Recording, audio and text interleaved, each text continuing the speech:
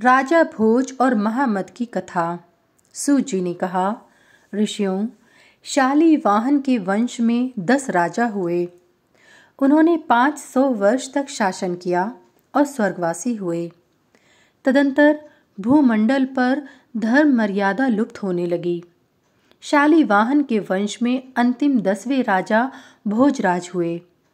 उन्होंने देश की मर्यादा क्षीण होती देख दिग्विजय के लिए प्रस्थान किया।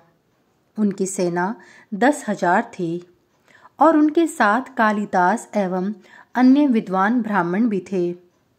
उन्होंने सिंधु नदी को पार करके गांधार, मलेच्छ और कश्मीर के 6 राजाओं को परास्त किया तथा उनका कोष छीनकर उन्हें दंडित किया। उसी प्रसंग में आचार्य एवं शिष्य मंडल के साथ मलेच्छ महामद नाम का व्यक्ति उपस्थित हुआ। राजा भोज ने मरुस्थल में विद्यमान महादेव जी का दर्शन किया। महादेव जी को पंचगव्य मिश्रित गंगा जल से स्नान कराकर चंदन आदि से भक्ति भाव पूर्वक उनका पूजन किया और उनकी स्तुति की। भोजराज ने कहा, हे मरुस्थल में निवास करने वाले तथा मलेच्छों से गुप्त शुद्ध सच्चिदानंद स्वरूप वाले गिरिजापते, आप त्रिपुरासुर के विनाशक तथा नानाविध माया शक्ति के प्रवर्तक हैं।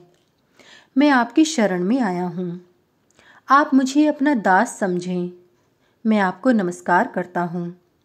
इस स्थिति को सुनकर भगवान शिव ने राजा से कहा, हे भोजराज, तुम्हें महाकालेश्वर तीर्थ में जाना चाहिए। यह वहलीक नाम की भूमि है, पर अब मलेच्छों से दूषित हो गई है। इस दारुण प्रदेश में आर्य धर्म है ही नहीं। महामायावी त्रिपुरासुर यहाँ दैत्यराज बलि द्वारा प्रेषित किया गया है। मेरे द्वारा वरदान प्राप्त कर वह दैत्य समुदाय को बढ़ा रहा है। वह अयोनिज है। उसका नाम महामद है। राजन, तुम्हें इस अनार्य देश में नहीं आना चाहिए।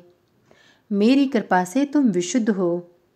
भगवान शिव के इन वचनों को सुनकर राजा भोज सेना के साथ अपने देश में वापस चला आया। राजा भोज ने द्विज वर्ग के लिए संस्कृत वाणी का प्रचार किया और शूद्रों के लिए प्राकृत भाषा चलाई।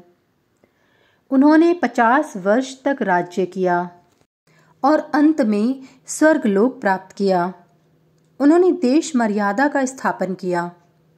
विंध्यगिरि और हिमालय के मध्य में आर्यवर्त की पुण्य भूमि है। वहाँ आर्य लोग रहते हैं।